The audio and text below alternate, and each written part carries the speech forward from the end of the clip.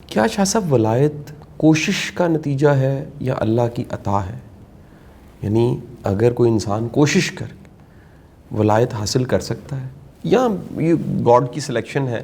جیسے مادھو لال صاحب کے بارے میں کہا جاتا ہے، شاہ حسین کے بارے میں، کہ بادشاہ سے پالکی انہوں نے کہا پھینک دیجئے، اور بادشاہ نے پالکی قلعے کے باہر پھینکوائی، کھینچا، انہیں بلایا تو بادشاہ نے پوچھا کہ آپ یہ بتا دیجئے، وہ بلاتا ہے کہ بندہ خود جاتا ہے وہاں تک؟ اس نے کہا جواب میں پالکی کی شکل میں دے چکا ہوں، جیسے پالکی سے کھینچا تم نے ایسے اس نے مجھے کھینچ دیا۔ انسانی کوشش کا عمل دخل کتنا ہے؟ بڑے لوگ خواہش مند ہوتے ہیں نیک رستے پہ چلنے کی، انہیں کوشش کرنی چاہیے؟ یقیناً کوشش کرنی چاہیے۔ رب کی دوستی عطا ہو جائے تو اس سے بڑھ کر اور کیا ہے انسان کے لیے۔ یہ جو مادھو لال حسین صاحب کی بات ہے، وہ جو انہوں نے پالکی والی بات کہی، اس کو ذرا سا اگر تھوڑا انالائز کر لیں گے آپ تو بات سمجھ میں آ جائے گی کہ رب تعالیٰ کے ساتھ اگر انسان کی محبت پیدا ہو جائے تو رب اپنی طرف پھر اسی طرح کھینچتا ہے۔ تو مادھو لال حسین صاحب نے جو بات کہی تھی اس سے مراد یہی تھی کہ میرے عشق کی وجہ سے جو میرے دل میں رب کے لیے تھا، رب نے مجھے اپنی طرف اتنی کشش سے کھینچا۔ یہ تو ہم فہم بات ہو جائے گی کہ جس سے آدمی پیار کرتا ہے اس کی طرف لپکتا ہے۔ تو مادھو لال حسین صاحب نے اگر یہ کہہ دیا کہ رب نے مجھے اس پالکی کی طرح کھینچا، وہ اصل میں شو یہ کرتا ہے کہ ان کے دل میں رب تعالیٰ کے لیے عشق کیا تھا، محبت کیا تھی۔ تو جب انسان کے دل میں رب تعالیٰ کی محبت پیدا ہو جائے تو پھر رب تعالیٰ کی چھوٹے سے چھوٹے احکامات پر بھی عمل کرتا ہے۔ تو جب وہ رب کی اس طرح کی اطاعت اختیار کرتا ہے تو رب اسے اپنے قریب کر لیتا ہے۔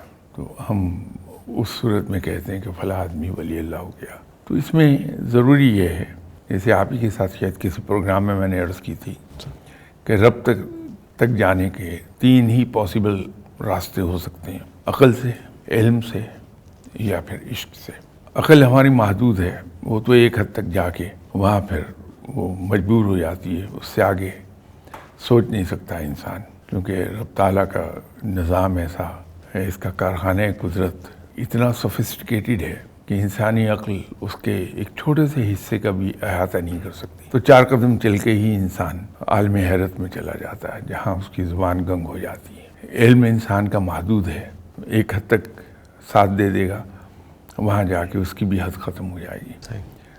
لیکن عشق ایسی چیز ہے کہ انسان اس میں آگے بڑھتا جاتا ہے، اور اس میں بڑھنے کا ایک ہی طریقہ ہوتا ہے، ایک ہی اسلوب بنتا ہے اس کا، کہ چونکہ رب سے پیار کر رہا ہے انسان، عشق کر رہا ہے، تو ہر وقت ذہن پہ خوف سوار رہتا ہے انسان کے کہ اللہ نے یوں فرمایا، اگر میں نے اس کے خلاف کر دیا تو رب ناراض ہو جائے گا، اسے ناراض نہیں ہونا چاہیے۔ تو اسی خوف سے کہ رب مجھ سے ناراض نہ ہو جائے، اس کے ہر حکم کی تعمیل کرتا رہتا ہے۔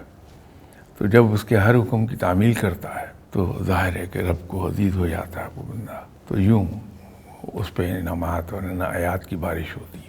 شاہ صاحب، ہم چونکہ میتھ پڑھتے ہیں تو میتھ پڑھنے کی وجہ سے دل کرتا ہے کہ ولایت کا بھی کوئی فارمولہ بنا لینا چاہیے۔ کیا کوئی فارمولہ، کوئی ایکویشن بنائی جا سکتی ہے کہ یہ سٹیپ، یہ سٹیپ اور یہ سٹیپ؟ دیکھیے، اس کے اندر یہ وہ راستہ ہے جس کی منزل کو کوئی نہیں پہنچتا ماسوائے آپ صلی اللہ علیہ وسلم کے۔ باقی سب اس راستے کے راہی ہیں، کوئی اتنی دور گیا، کوئی اتنی دور گیا، کوئی اتنی دور گیا، منزل تک تو نہیں جاتا کوئی۔